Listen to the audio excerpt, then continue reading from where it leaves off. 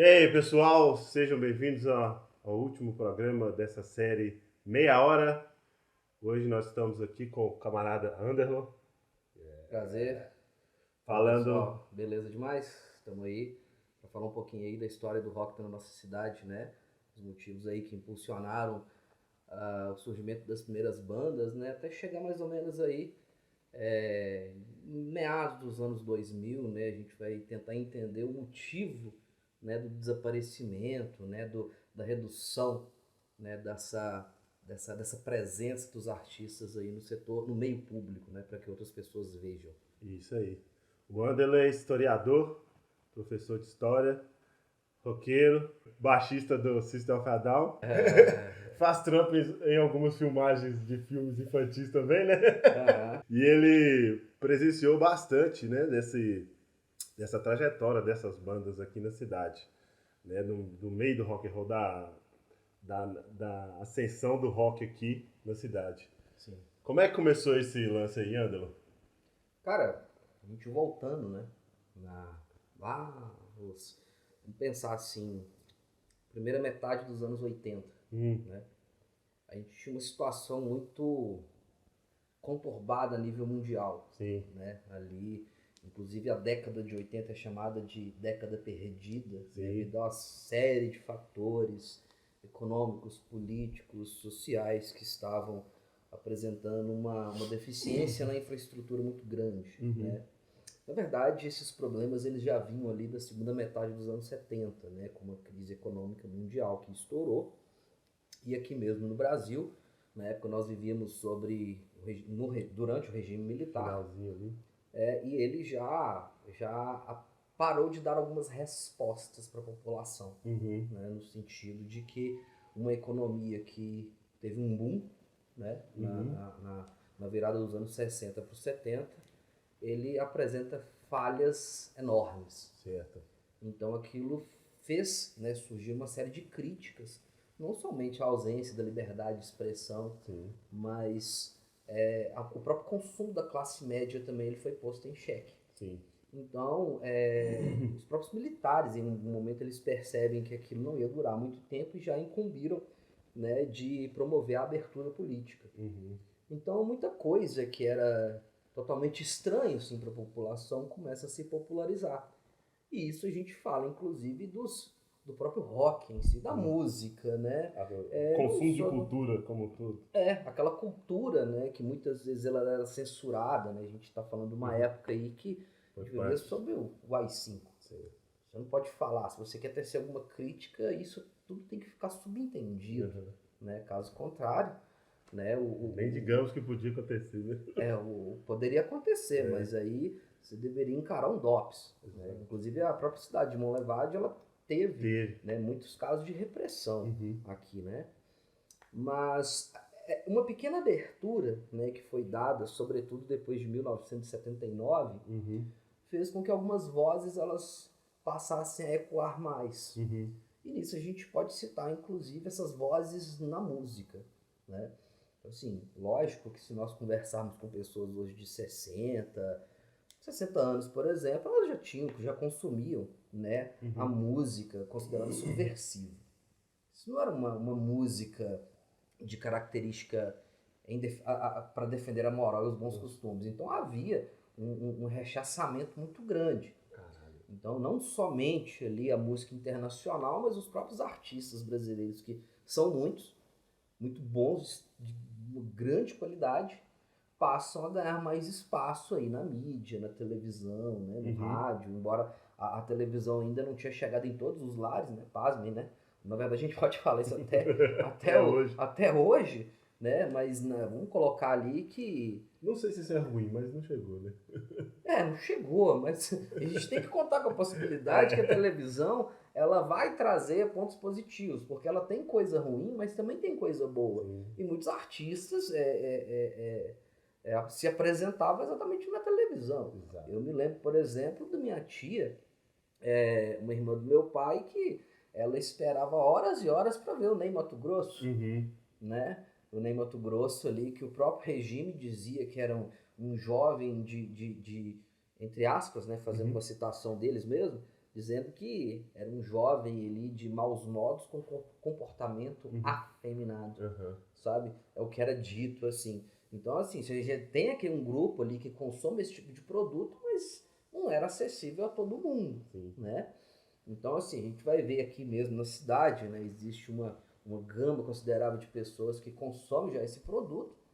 A gente não tinha uma banda de expressão, assim, dessa música subversiva. Daquela música ali que vai atacar diretamente o status quo. Lógico, temos que considerar que existiam bandas, existiam bailes, mas é muito contraditório, inclusive, né? Porque falar contra o governo não pode. Mas a nudez, pelo menos o padrão daquela época, era totalmente aceitável. Aceitável e permitido. Né? Não tinha grandes problemas. Agora, falar contra o regime ainda era perigoso.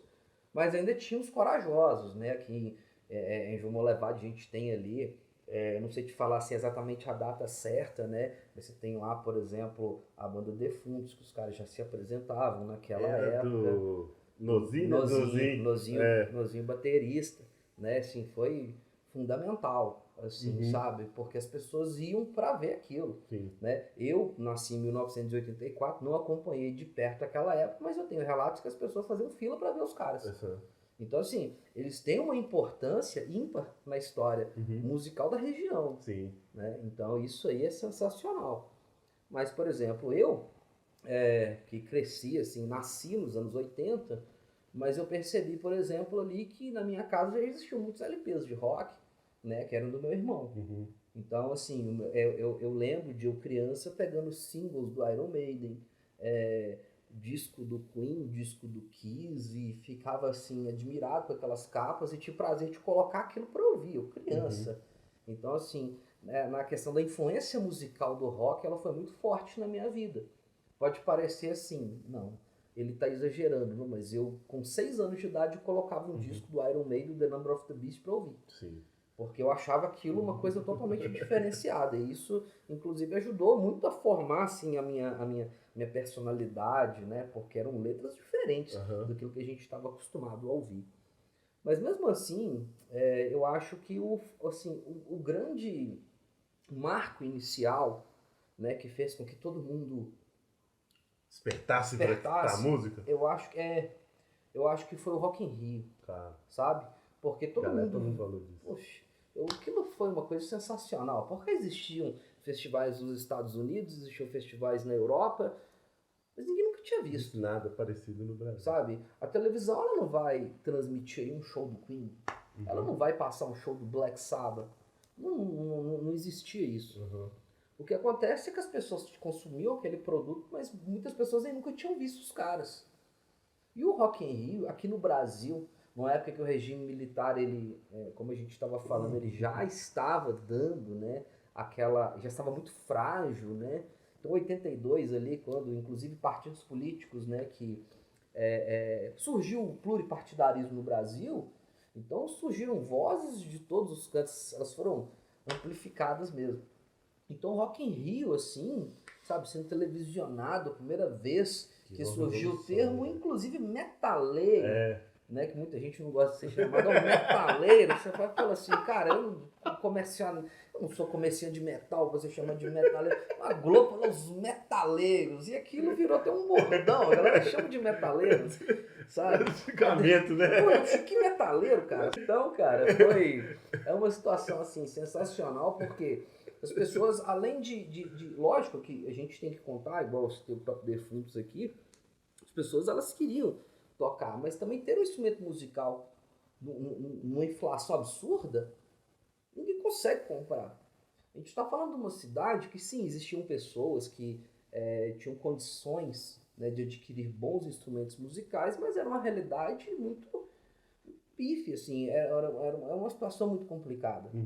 Então, assim, muita gente às vezes pensava, eu quero ter uma banda, mas eu não tenho dinheiro para ter um instrumento musical, eu não tenho dinheiro para comprar uma caixa. Baterista, então, coitado. Até hoje é assim. Até hoje, mas vamos pensar que a situação antigamente era muito pior. Muito pior. Porque, lógico, né, a gente não pode... Instrumentos, era muito difícil de adquirir tudo. Equipamento de som, então... Ah, esquece. Quentinho, instrumento, às vezes você fazer um show, um equipamento de som era difícil demais. Praticamente impossível, né? Mas ainda assim a galera, né, quem tinha acesso, sabe? E não era aquele produto de qualidade extrema, né? A gente também não pode desprezar o produto nacional, porque senão fica uma coisa muito de aquele viralatismo, tudo de fora é legal, tudo aqui é ruim, né? A gente entende. Mas acho que a ideia é pensar assim, mesmo os instrumentos, marcas nacionais que ainda estão no mercado, que hoje são boas, a qualidade era inferior. Então, quem tinha dinheiro sabia que ia comprar um instrumento mais ou menos, né? Às vezes vai ter o surgimento de banda, o cara que conseguia comprar o baixo tinha que prestar para outro camarada, para ele tocar, porque ele não tinha. O cara que tinha uma guitarra lá tinha que emprestar para o outro, ou um pedal, ou um jogo de baqueta. Então a situação não era muito difícil. Mas o Rock in Rio, eu acho que ele trouxe ele permitiu que as pessoas pudessem sonhar. Assim, eu acho que a importância, porque aí uma coisa que era totalmente nebulosa, ela se tornou acessível. Então a Globo chega lá e fala os metaleiros, mas que ele entrou aqui, sabe o que você tá vendo? A galera focou em outra coisa. Você tá vendo os caras tocar. Você queria ser o Bruce Dickinson. Você tá vendo, é o Iron Maiden. A gente tá vendo o Whitesnake, o AC/DC, o Ozzy Osbourne. Então, assim, todo mundo pensou, eu posso ser esse cara. Lógico, e considerando também os grupos nacionais que tocaram, né? A gente tem lá o Pepeu Gomes, né? Os Baianos, a gente tinha Paralamas do Sucesso, Kid de Abelha, o Cazuza, Alceu Valença. Tiveram artistas de um extenso gabarito, né? Também no Rock in Rio. Mas a gente tem aquela coisa internacional. Você chega lá, a galera que gostava de um som um pouquinho mais pesado, então você tá vendo ali o Iron Maiden, todas essas bandas as quais eu citei, no auge da criatividade dos caras. Scorpions, por aí vai. Então isso aí, não somente, eu falo assim, no mundo, ó, em nível de Brasil, isso acabou chegando em João Molevade. Então a gente vai ver que começam a surgir bandas de rock aqui na cidade de João Molevade. Algumas, né, conseguiram criar ter uma durabilidade enorme. O Concreto é uma banda de 35 anos de existência. Deus aí, cara, dá umas ideias pra nós. São os caras que têm 4 discos. Os caras têm um single, os caras têm um EP, os caras têm 2 DVDs, os caras têm um picture disc quadrado. Cara, foram tocar Os caras fora tocaram na Irlanda, os caras tocaram na Inglaterra, os caras tocaram nos Estados Unidos. É uma baita história, né? Então é uma história de vida, assim, cara, é um exemplo, sabe? O Concreto que durou, mas a gente pode falar de outras bandas que surgiram ali também. Por exemplo, a gente tem o Hiroshima, né? Que tinha lá o Anderson, inclusive é meu irmão, né? Que por isso que eu tenho essa memória, assim, histórica muito forte, que embora eu era... Você lembra dos caras ensaiando assim na sua casa? Eu tenho uma memória muito vaga, né? Que ensaiava no quarto, né? Não existia estúdio de ensaio, isso era uma coisa totalmente fora da nossa realidade. E no meu caso, assim, o meu pai ele sempre foi um grande apoiador disso, né? Meu pai ele cobrava muito da gente estudo, essas coisas, mas quando ele via essa coisa musical, ele achava sensacional.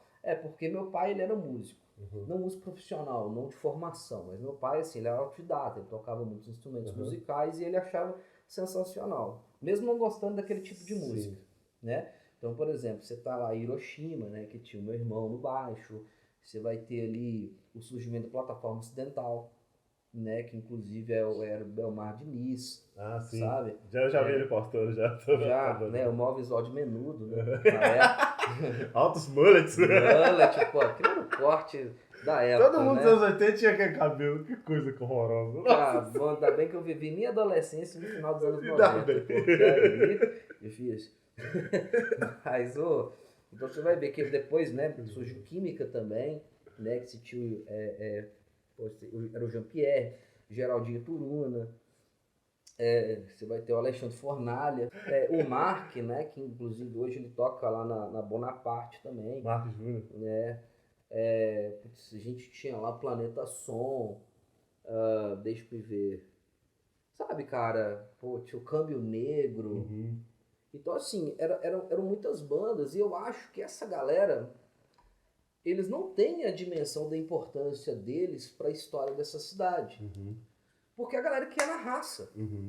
Você não tem uma aparelhagem, a melhor aparelhagem do mundo, mas os caras compravam, aprendiam a tocar ali e subiam no palco. E era sensacional, porque a gente tinha ali um apoio, um espaço público para essas pessoas se apresentarem. Sim. Né? Então ali aconteceu alguns festivais ali no Coreto da Praça 7, né? Ali onde que é o antigo fórum, atualmente é Secretaria de Educação, né? Ali naquele espaço ali. Quando eu falei assim que essas pessoas não têm noção da importância deles, é que talvez eles não sabem, mas eles fizeram outras pessoas ter sonho também. Pessoas que viam, às vezes o cara falava assim, poxa, eu tô vendo Rock in Rio, que sensacional, sabe? Mas quando você vê aquilo de perto, era outra coisa, sabe? Então você tem um espaço para o cara se apresentar. A arte, ela não era exclusiva daquele cara. A arte, ela tava ali pro camarada ver. Nós somos de uma época em que quando a gente começou a sair, né, na rua, a gente via as pessoas tocando. E por mais que você não gostava de todas as bandas, às vezes você parava pra ouvir e falava assim, cara, aquele baixista toca muito. Deixa eu ver o que ele tá fazendo. E aquilo de alguma forma, e eu conheço casos reais, né, disso, de pessoas que iam para ver aquilo e pensavam, vou comprar meu instrumento, vou comprar um violão, sabe? Quem não tinha dinheiro, não sei, entendeu? Monta ali um monte de tambor e vai tocar. Olha só, no início dos anos 90, parece ter uma ideia, tinha uma banda aqui em João Molevade, que o cara ele não tinha bateria. Ele montou um monte de lata, e um dia os caras foram numa cachoeira e eles acharam um boi em estado de decomposição. Os caras tiraram o couro do boi cheio de verme e deixaram secar para fazer a pele da bateria. Não estou dizendo que isso é aconselhável. Você vê assim que a realidade é o que tinha pro cara fazer. E se apresentaram assim, sabe? Então aquilo ali, essas pessoas dos anos 80, quem viveu aquela época, né? A gente tinha que o presídio do Adley, né? Que os caras, eles foram na casa do Paulo, baixista do Sepultura. Do Paulo Xisto. Os caras, eles tinham um gabarito, os caras tinham um potencial, sabe? Então fez surgir efervesceu mesmo, sabe? Eu acho que isso tem muito a ver ali com aquele, sabe, aquela indignação, a vontade de você falar, de gritar e vendo seus ídolos no palco e pensando que acho que você pode fazer igual. O grande diferencial é que, como eu falei, você tinha um espaço ali para a pessoa se apresentar. E o mais interessante é que, assim, infelizmente, lógico, né, a maioria dessas bandas aí, elas foram dissolvendo, né? Algumas duraram mais, outras ficaram naquela época, né? Mas quando chega ali em 91, que aí a gente vai ter mais 2 movimentos que vão dar mais uma acelerada nisso. O primeiro deles, o Rock in Rio 2. Que aí alguns artistas que tinham vindo anteriormente, eles voltam, né? E vão surgir outros que estavam estourando. Guns N' Roses, por exemplo. Todo mundo tinha pôster do Axl Rose no quarto. Todo mundo tinha pôster do Megadeth. Todo mundo tava ali para ver aquilo, que era uma coisa. E outra coisa que deu mais um chute assim mesmo, não estamos falando que um estilo de música é melhor do que o outro. Mas o próprio grunge, a explosão do grunge ali no comecinho dos anos 90, deu mais gás ainda. A gente falando de banda igual Nirvana. Mesmo se você não é do rock, você já ouviu em algum momento da sua vida o riff de Come As You Are, né? Você já ouviu o Pearl Jam? Talvez você não sabe o que é, mas você já ouviu tocando na rádio, algum amigo com um violão brincando, né? A gente tem ali o Soundgarden. Então aquilo ali fez, borbulhar mais ainda. E é interessante, cara, que nessa primeira metade dos anos 90, houve uma parceria interessante do setor privado com o setor público, que começaram a vir bandas que jamais era assim, inimaginável pensar que esses caras poderiam vir aqui numa cidade do interior de Minas Gerais. Vamos levar de engraçado, né? tem fama de ser uma cidade muito conservadora, muito fria, muito fechada. Provinciana. Mas quando as coisas vêm, a coisa ela muda um pouco. Eu acho que o acesso à cultura, essa popularização, tornar as coisas acessíveis, eu acho que permite, né, você ver as coisas de outro modo. A arte é libertadora. Claro. A música ela é inspiradora. Com certeza. Né? Então, assim, a gente vai ver que bandas, na primeira metade dos anos 90, né, pegando tudo ali, esse espaço que foi aberto nos anos 80, né, esse pontapé inicial, segmentos dentro do próprio rock, ele dando as caras, né, com uma pegada diferente. Isso, assim, fez muita gente ver, pô, vamos colocar o rock aqui também. Na primeira metade dos anos 90, cara, salvo engano meu, né, alguém aí que estiver vendo, corrige aí nos comentários aí embaixo, que eu me recordo, eu acho que só o Legião Urbana não veio aqui. Daquele movimento dos rock anos 80. Dos anos 80 ali. Veio Capital, veio? Eu acho que Capital, Plebe Hood, veio, Barão, teve Barão Vermelho, Hanoi. Engenheiros do Havaí. Na verdade, Engenheiros do Havaí, né? Depois com o Humberto também veio muitas vezes, depois solo, né? Heróis da Resistência, eu acho que não existe mais essa banda, mas era muito famosa, assim. Era uma coisa sensacional, porque aquilo era uma cidade provinciana do interior, passa a receber assim, nomes que estavam ali, sabe, na mídia, estourando. Você vai na Globo, você vai em qualquer canal aberto, no SBT, você tava vendo os caras lá, sabe? Todo mundo, né? Pode ser que eu esteja enganado, eu não sei se o Cazuza também. O Cazuza não, o Legião Urbana. Eu acho que é só o Legião Urbana. Não tenho certeza, pode ser que eu esteja errado. Mas aqui Campo do Flamengo. Ela sempre, os rolês eram lá, certo? Eu lembro que já teve, eu lembro sim, né? Já eu lembro de ouvir falar que no Campo do Real tinha alguns eventos lá também. Teve um show do 89, do Lobão. Teve, cara. Eu já me contaram muito essa história. Eu só não sei onde que é, porque nessa época eu era criança, então assim, o meu referencial sempre foram meus irmãos mais velhos, que sempre foram muito ligados assim, nessa cultura musical, né, nesse tipo de música. E ele sempre falava, vai ter show de tal, vai ter show de tal. Assim. É difícil até achar esses registros assim, gravados, né, mesmo com imagem. Tem que fazer desmiuçar alguns arquivos que com certeza a gente vai encontrar coisa desse tipo, né? Inclusive até bandas assim do rock mais pesado, assim, do metal, disseram que já veio pra cá, né? Como o Overdose, né? Disseram que o Overdose já esteve aqui em João Monlevade. O início da cena metal de BH lá também. Os caras foram praticamente os pioneiros, né? Os caras do Overdose. E diferente da galera, os caras do Overdose já eram músicos excelentes, assim. Então todo mundo já via. O cara que, lá no BH, assim, em 1984, você ia no ensaio do Overdose, quem é de lá divide isso. Hoje fala assim, era a sensação que nós estávamos no ensaio do Iron Maiden, assim, porque os caras já estavam assim, um nível bem à frente, né, de composição, né, de qualidade técnica, bons instrumentos, certo? Então, assim, a gente espaço para isso. O Campo do Flamengo, né, talvez quem é mais jovem não vai nem saber do que a gente tá falando. Mas se a gente pega aí a galera cresceu nos anos 90, as pessoas falam assim, o Campo do Flamengo, eu sei onde que é. E lá, o Campo do Flamengo foi espetáculo, assim, de muitos sons, né? De muitos sons, assim, eu falo assim, ao longo da década de 90 inteira.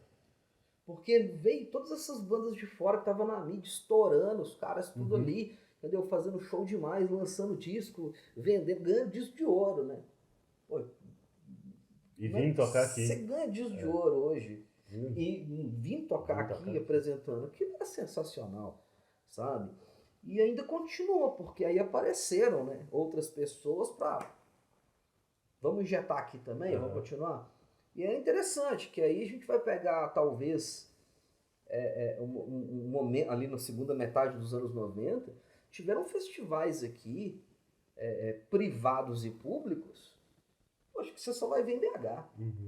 Aqui, para você ter uma ideia, não sei se você se recorda disso, teve um evento chamado Fest Rock. Lembro do ano 2000. 2000, eu lembro teve no ano 2000. Eu lembro, no mês de outubro, eu lembro, eu estudava no Luiz Prisco ainda. E tem umas trocentas bandas, era 2 palcos. Pois é, cara, esse tipo de formato, quando a gente vai show aí, festivais que já são consolidados, é o mesmo formato, cara. É um palco aqui, outro palco ali. Enquanto uma banda tá tocando, a outra já tá passando som. O cara fala lá no palco lá, obrigado. Você vira as costas, o cara já começa a tocar. E a noite inteira. Cara, não teve uma confusão.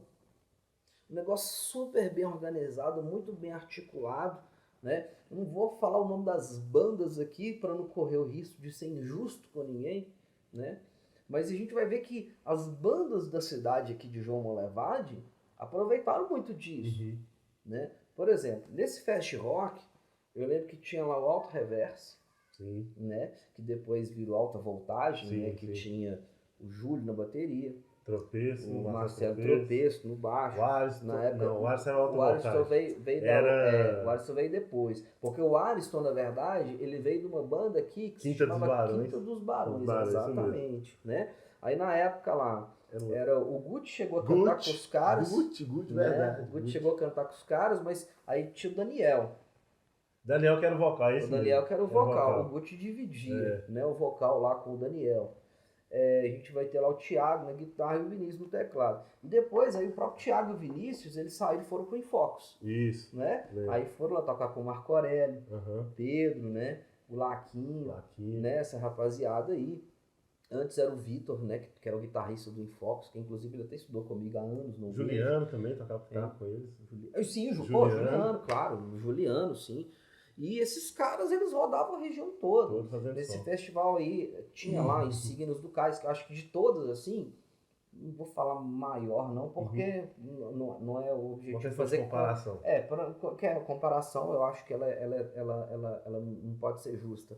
Mas assim, porque o Insígnios do Cais, eles viraram calque e os caras gravaram disco. Os caras gravaram disco com um produtor, assim, extremamente...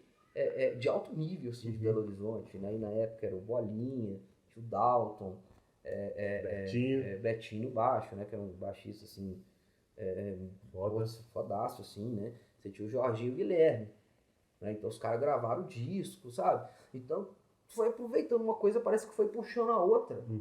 E tinha um lugar para os caras tocarem. Bicho, nesse festival aí, o Concreto tocou, né? Pode ver o Carne Crua de Belo Horizonte. O J Quest tocou. No mesmo evento? Eu acredito que foi. Não é porque eu acho que Fest Rock, salvo engano meu, só teve um. Mas, assim, sabe os caras que você olhava... República dos Anjos. República dos Anjos. Tinha Anastácia. Anastácia é muito show aqui, né, velho? Não, tinha Anastácia, os caras eram praticamente molevadinhos. Cara. Os caras eu fui nos 3 shows dele aqui, velho. Eu também, velho. Os caras eram praticamente aqui de João Molevade. Todo dia os caras estavam aí. E era massa, porque isso impulsionava a galera daqui. Porque você tá tocando mesmo no festival com a banda que tá fazendo turnê. Exatamente. Então você tem espaço pra fazer isso. Diz aquele baterista, salvo engano, nesse evento do Fest Rock, quem tocou bateria pro Tia Anastácia foi o Jean Dolabella. Jean Dolabella, que depois ele tinha uma banda chamada Diesel. Até as duas bandas já vieram fazer show aqui no Caça e Pesca. Não sei se foi Diesel e Cartoon, com a Tia Anastácia. Calix, isso aí. Isso aí. O Calix. Lá no Caça e Pesca. E o Concreto, né? Também. E o Concreto. E esse Jean Dolabella, ele um baterista foda. Depois, né? Inclusive, foi pro Sepultura, tocou no Sepultura, rodou o mundo também. O cara já veio fazer som aqui em Molevade. E é interessante, assim, porque dentro da cultura musical do meu gosto, eu gosto do metal, já me aproximo mais ali, né? Igual a gente falou do Sepultura, dessa coisa toda. Mas eu acho sensacional porque eu tive a oportunidade de ver isso. O Spomon, que tinha aqui em João Molevade, sabe? Se pagava, era uma mixaria para cobrir gasto, sabe? E assim, nesse Spomon, né, que não era exclusivo de rock, né? A gente também tem que respeitar, pensar que essa carência que a gente vive hoje é dividida por pessoas também de outros estilos musicais que igualmente merecem ser ouvidas. A gente não pode ser... Todo mundo tem seu espaço. Com certeza. E tem que ter. Tem que ter. E tem que ter, né? Isso aí né? A gente não pode excluir ninguém de forma alguma, né? Mas pensando assim em como a nossa cidade ela já foi movimentada. Uhum. Então a gente tinha o Spomon, que tinha Anastácia, o Tijuana, né, que explodiu. Fez um showzaço aqui em 2001. O Tijuana explodiu, 2001. Cara, assim, no Brasil, assim, todo mundo cantava Tropa de Elite. Todo mundo, essa música passava o dia inteiro. Los Hermanos, os caras, a banda não existe mais, mas quando os caras se reúnem, os caras tocam de estádio, sabe? Hoje. Esses caras vieram aqui, né? Fora grandes nomes da música também, o Zé Ramalho fez show aqui. Zé Ramalho. Showzaços, Ira. Deixa eu ver. Pô, é muita coisa, cara. É muita banda que veio aqui, cara. Eu acho que aquela hora eu tava falando do Cazuza, do Renato Russo, do Legião. Eu acho que o Titãs também não veio. Não veio. Eu acho que o Titãs nunca deu as caras por aqui, não. Mas eu acho engraçado é que tendo esse espaço aberto, né, tendo esse apoio do serviço público, que seja com a participação da iniciativa privada, embora às vezes o próprio setor privado, às vezes ele costuma transformar aquilo muito no exclusivo deles. Exclusivismo, né? Né? Mas assim, é importante? Claro que é. Mas eu acho que o setor público ele deu uma sumida, sabe? Ele tirou a responsabilidade dele dessa época. Fora isso, Rock na Rua. Nossa, Rock na Rua é o que... Véi, é o que acho que todo mundo que eu conheço que toca hoje, na época do Rock na Rua, que ficou mais doido. Pô, Rock na Rua você podia Rock saber foi a sacada do setor público para incentivo cultural. Com certeza, cara. E o Rock na Rua, uma vez por mês, no domingo, você sabia que ia ter, não sei se não era o primeiro ou último domingo do mês, mas ia ter ali um evento assim aí, sabe? Você chegava, como eu te falei, pô, já tocou todas essas bandas as quais citei aqui, da própria cidade mesmo, Alta Voltagem, Insígnias do Cais, Calque, né? Infocus, Quinta dos Barões, eu não me recordo se os caras existiam. Concreto já tocou aqui, sabe? Todas essas bandas puderam mostrar seu trabalho lá de Belo Horizonte, Veia Elétrica, uma infinidade de bandas, que foi muito tempo, né? Como eu falei, é difícil a gente ficar falando o nome pra gente não ser injusto com um, porque fala, pô, eu tava lá, falei, não lembro, né? Foi importante, foi legal. Aqui é tipo assim, quem puder adicionar as informações, fica à vontade. Seja democrático, aí coloca aí, eu tava tal edição, aconteceu isso e tal. Exatamente. Né? Então, assim, isso dá uma visibilidade. Não sei se você se recorda, no início dos anos 2000, tinha uma casa de shows aqui em Monlevade, chamava Marrocos. Aí sim, né, o Ariston lá com a Quinta dos Barões, os meninos... E o encontro de motociclistas? Também, aí já tinha ali o privado com o público, né? Cara, a gente sabia assim, ó, vai ter encontro de motociclistas em Monlevade. Existe ainda.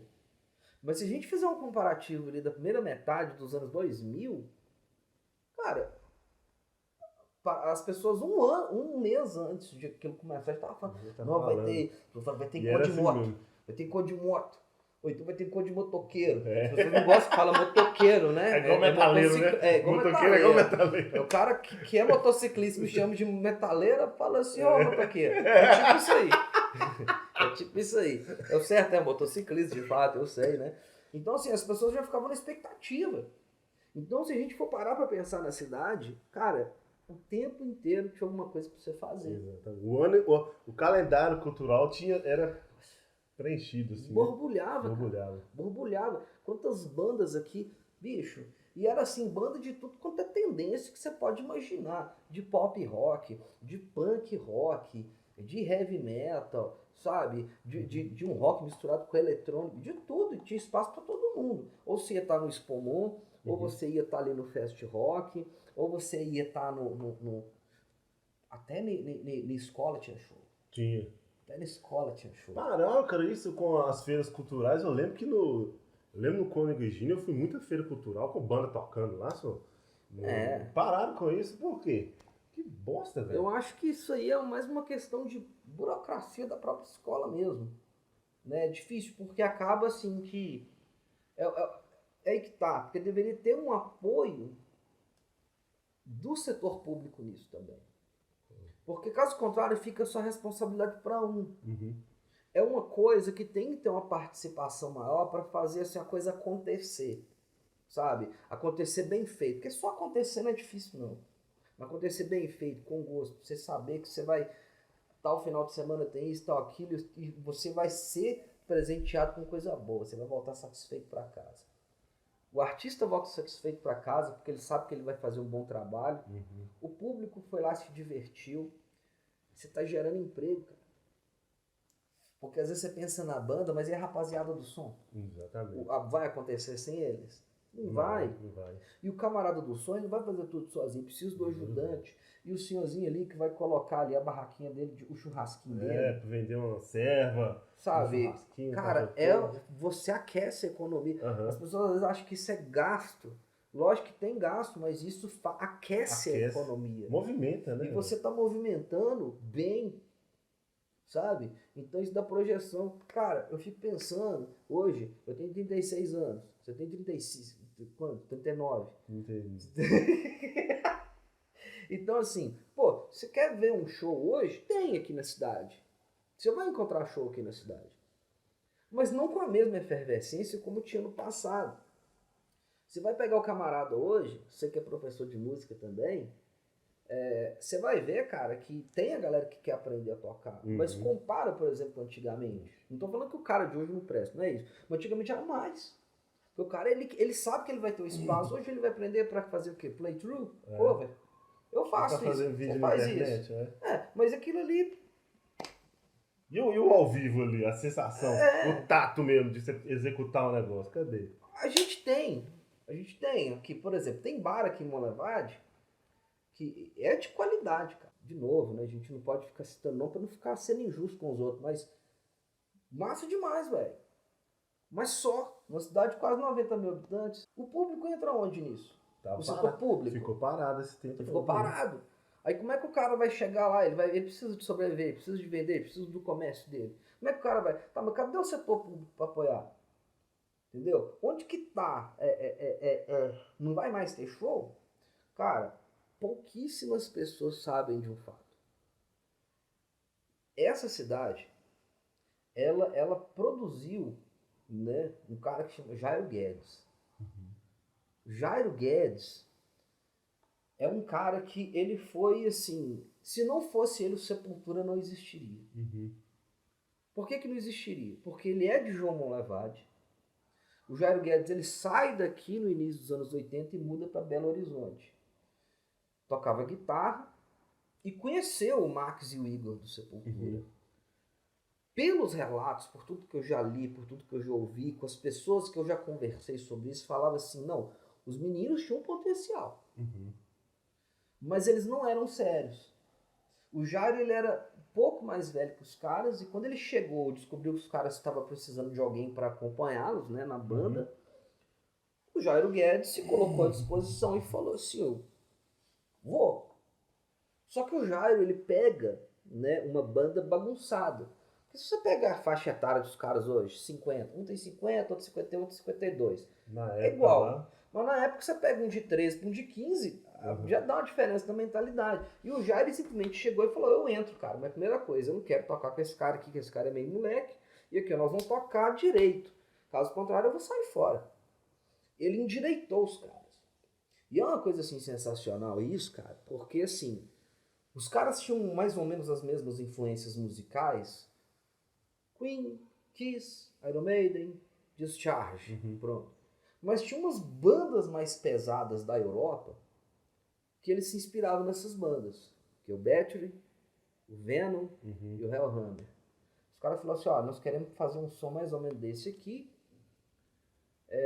pegando uma influência daquele hardcore finlandês ali, daquela outra coisa, e soltaram a mão.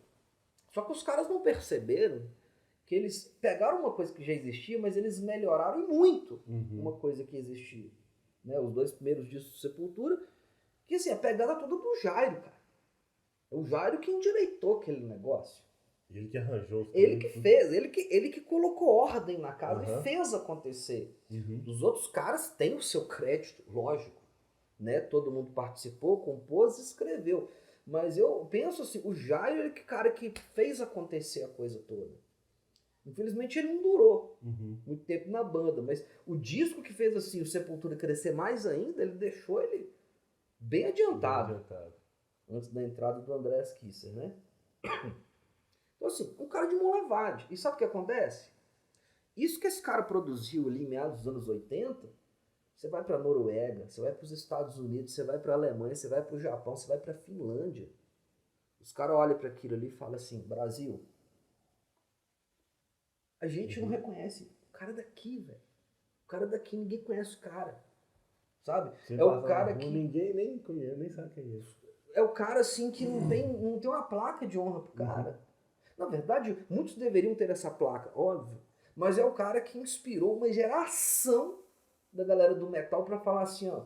Então você não vai pegar numa banda grande que fala assim, pô, Sepultura foi... A importância do Sepultura tá aí. Porque os caras, eles movimentaram mais ainda. Sabe, aquela coisa toda. O cara é de mão levade.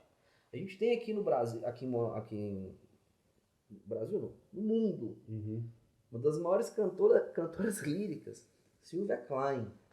Ela não é mão-levadense, mas ela passou a infância dela aqui. E ela rodava com essa galera dos anos 80, dessas bandas que eu citei lá no início, né? Do Química, Hiroshima, Plataforma. Ela andava com concreto, ela andava com esse pessoal. Sim. E ela foi para Belo Horizonte e ela cantou no segundo disco do Witchhammer uma música. Witchhammer é uma banda também de thrash metal lá de BH, assim, respeitadíssima no mundo inteiro. Pessoa que tá aqui, que aprendeu, passou a sua infância, brincou, pulou, conheceu essa rapaziada aqui, né? Hoje ela mora na Europa. A questão é, quantos Jairus Guedes tem aqui nessa cidade? Escondidos, que talvez nunca vão ser vistos. Quantas Sylvias Klein tem aqui na cidade que nunca elas vão servir, porque aqui não está tendo incentivo. Como é que o artista vai mostrar a arte dele se não tem onde ele tocar? Sabe? E vou te falar mais. Tem ótimos produtores aqui nessa cidade. Vou falar um deles, o Diogo, que eu conheço. O Diogo é um cara que, assim, as pessoas, quem é próximo, conversa com ele, fala assim, cara, você é muito doido. Porque o cara não ganha nada. O Diogo foi um cara que ele já fez aqui. Diogo é correria, só. Diogo faz um negócio mesmo. Demais. Diogo já fez nessa cidade aqui, talvez, uns 10 eventos. Sabe? Cara, eu deixei de ir em 3 eventos. Com problemas pessoais. Outros eu fui todos. Não teve um problema.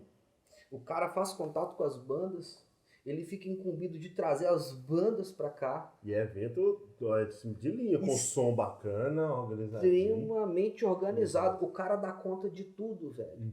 O cara dá conta ali de comprar as bebidas e a comida do show. Ele não terceiriza nada. Às vezes ele faz um combinado, ele corre atrás de tudo, ele dá conta e sai perfeito. Ele não ganha nada. Por isso que as pessoas falam assim, cara, isso é muito doido. Mas às vezes ele acaba o evento e fala assim, não, foi legal demais. Mas, cara, não dá. E a galera fica assim, pô, faz mais. Aí eu fico até, faz mais. Se aí chega na hora também ninguém vai, né, velho? É um grande problema. Que eu percebo que isso aqui parece que é... Eu não sei o que acontece. Eu já vi isso muito. A pessoa fala assim, a Mão Levade não tem nada. Beleza. Aí tem um evento ali, pequeno, pra você ajudar seu brother. Aí o cara não vai. A maioria das pessoas que falam que aqui não tem nada são as que menos vão quando as coisas acontecem. Sacou? Aí você encontra, por que você não foi? Ah, tava lá em casa. Tô foda, a cidade não tem nada. Eu falei, sabe? Então esse Diogo é um cara que eu admiro ele demais nesse sentido, porque ele é um cara da correria, sabe? Ele é um cara, assim, que se ele tivesse mais apoio, ele já trouxe banda, assim, conhecida aqui na cidade. É os caras que estão acostumados a tocar em festival em BH, a banda que já rodou em São Paulo, foi tudo quanto é canto, sai daqui elogiando. Fala, o Mão Levade é sensacional, sabe? Então, assim, ninguém conhece o cara. Difícil aí, assim, é difícil o cara ter um apoio, sabe? E ele tá sempre aí, né? Esse ano, infelizmente, ano passado, né, 2020, infelizmente, ele não quer ser apagado, né? Esse fatídico ano de 2020 aí não aconteceu praticamente nada. Mas, pô, o Diogo é um cara que tá aí, que fez muita coisa, nunca ganhou dinheiro, de vez em já tomou prejuízo, mas o cara tá sempre aí na atividade. E é interessante demais, eu acho que falta um pouco disso, né? Eu vi entrevista da Carla Lisboa, ela falando assim da questão do artista, tem que meter a cara mesmo. Mas assim, no caso do Diogo, ele faz mágica mesmo, sabe? Assim, o cara faz das tripas coração. Infelizmente, às vezes falta espaço, mas eu creio que esse espaço ele tem que ser mais aberto, cara. Tanto o público quanto o privado. Quantos festivais eu citei aqui? Casa de show que tinha nessa... Cadê? Onde que tá? Depois de 2005 acabou. Não, até antes um pouco. Né, cara? Então eu acho que tá faltando muito isso. Um fomento por parte do setor público para tem incentivar essa galera, tem apoiar que essa fomentar. galera. Então vai ficar nisso. A Carla mesmo contou aqui que ela passou no início das produções culturais dela, ela passou muito perrengue por causa disso aí também. Você falou do Diogo aí, sabe? Então é uma pessoa que conseguiu o sucesso dela, né? Mas, tipo assim, né? Dá muito murro em ponto de faca, velho. Você tem que, poxa, sei lá, às vezes você vai ter que tirar dinheiro, força emocional. Força de onde não tem. Emocional, porque às vezes é só dinheiro, é emocional. Você chega lá, você faz esperando que vai ficar legal, você se organiza e planeja tanto para chegar no seu evento, dá 20 pessoas. Aí poderia ter ido que seja mais 20, mas os 20 ficou em casa ali, fazer nada, não tô nem aí. Aí fica difícil, né? Mas o que eu acho importante, cara, isso aí, de ter esse espaço, é justamente dar esse gás na juventude. As pessoas aqui em Monlevade, elas não estão respirando cultura. Por causa do incentivo, eu acho que, eu vejo aqui, além dessa questão do incentivo, as pessoas têm um hábito meio que copiado de fora do estado, né? De consumir cultura, uma coisa assim bem diferente. O que é de dentro, assim, eu vejo que nem todo mundo dá muita importância, não. Agora o que vem de fora, a galera dá muito mais importância. Assim, não sei, cara, não sei. Tem isso mesmo, claro, é fato, né? Que às vezes o nosso é que a gente fala, não presta, o que vem de fora é melhor. Mas eu acho que tem que dar uma chance, né, para os artistas, mas além da chance, tem que ter o espaço. E saber, cara, que isso não é gasto, isso é investimento porque você vai fazer a cultura, né, girar. Você não tá simplesmente, tá pagando cara para tocar. Não, velho, você tá movimentando a cidade, economia, dinheiro, vem gente de fora para prestigiar o negócio. Sem contar também, que a gente precisa de ter os nossos subterfúgios aí para, né, para sair um pouco dessa distopia aí, né? Cara, e fazendo essas séries de entrevistas e com essa galera que despontou daqui, cara, dá pra você ter um apanhado do que funciona, o que dá resultado de política pública, né, com relação à cultura aqui. Primeiro, música nas escolas, velho. Todo mundo aqui falou sobre apresentações de teatro, shows mesmo de banda, entendeu? Intervalos culturais, feiras culturais nas escolas. A fomentação por parte do poder público desses espaços e apoio aos produtores e os artistas locais para mostrar o seu trabalho e trabalharem também. Então ninguém está querendo nada de graça, o pessoal está querendo trabalhar. Exatamente. Só e somente só. Entendeu? Parece que fala assim, o cara tem aquele velho chavão, o cara quer mamar na teta. Quer mamar na teta. Aí já na teta. Exatamente. Mas não existe isso não, o cara tá mamando na teta, o cara, você toca, cara, você vai gastar dinheiro com o seu instrumento. Bom, e muito. Quanto que você tem que comprar encordoamento? Eu toco baixo, encordoamento ruim de baixo é R$100. Quanto de energia eu tenho que gastar para eu fazer um ensaio? Você, qualquer um que toca. Você tem o transporte, você tem a gasolina, você tem uma série de fatores para você chegar lá, às vezes o cara tá mamando na teta do Estado. Exatamente. O que você faz com um cara desse? Você coloca o cara na realidade, fala assim, bicho, eu vou te mostrar como que funciona essa logística aqui. Como que é a dificuldade de se organizar uma coisa, sabe, para o público. Então as coisas não funcionam dessa forma. Então é necessário ter esse investimento. É necessário ter esse apoio. E a partir do momento que tiver esse apoio, tem que ir também, né? Não adianta ficar também só, não tem nada. Não, sai da letargia também e tenta contribuir de alguma forma, né, cara? E eu acho que isso aí vai contribuir muito aí com um pouco dessa visão fria, engessada que as pessoas estão tendo muito da cultura e da arte hoje, né, cara? Eu acho um absurdo. Tem gente que eu cheguei a ler, assim, comentário na internet de gente falando assim, essa pandemia aí mostrou pra gente que nós não precisamos de cultura. Falando assim, você não escutou nenhuma música. A gente ouviu muita besteira nessa pandemia, né? Demais. Só mais uma. Né? Então, enfim, né? Eu acho que... Mas é isso, cara. Eu acho que tem que mostrar mesmo que realmente a cultura, ela faz parte, a arte, né, da vida. E Monlevade é uma cidade que tem esse potencial. Como eu falei, pessoas que saem daqui, cara. Eu tô falando da música que eu sei. Tem mais, né? Tem muito mais do que isso que eu falei aqui. Tem muito mais. Mas eu dei dois exemplos. A dança. Claro. Eu dei 2 exemplos que eu sei. Sim. Sabe? Que tipo assim, eu falei aqui do Jairo e da Silva, que são pessoas que são referências no mundo, cara. Os caras são uma cidade pobre culturalmente. Sabe? Então eu acho que tem que acordar e tem que fazer surgir mais Jairos e mais Silvias aqui. Aí eu acho que tem, só que essa galera tá escondida. Precisando de espaço para se mostrar. Com certeza. É isso aí. É isso aí. Valeu, brother. Valeu demais. Obrigadão pelo papo aí. Valeu demais. Valeu, pessoal. Fica aqui encerrado a série do nosso programa Meia Hora. Espero que vocês tenham curtido aí. Quero agradecer aí quem participou, a Carla, a querida Carla, Adriano, Bahia e Ângela. Valeu demais, velho. Valeu, cara. Valeu, pessoal. Tamo junto aí. Sucesso em 2021 pra todo mundo aí. Abraço. Tchau.